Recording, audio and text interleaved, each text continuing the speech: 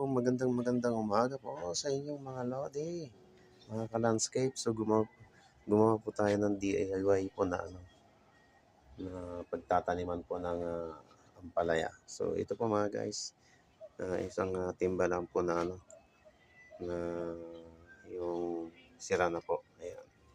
Yung bitak na po yung puwet. Ayan. So papakita ko po sa inyo dahil wala kang pagtataniman.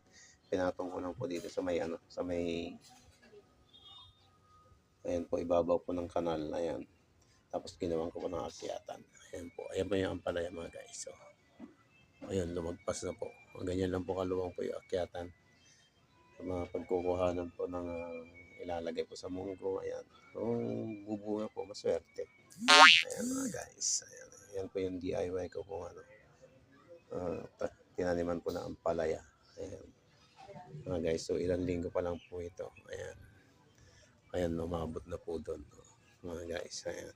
Kung wala po kayong pinagtataniman at gusto niyo po magkaroon po ng ampalaya, kung ano man gulay po yung pwede po itanim, pwede pong ganyan mga guys. So, ayan.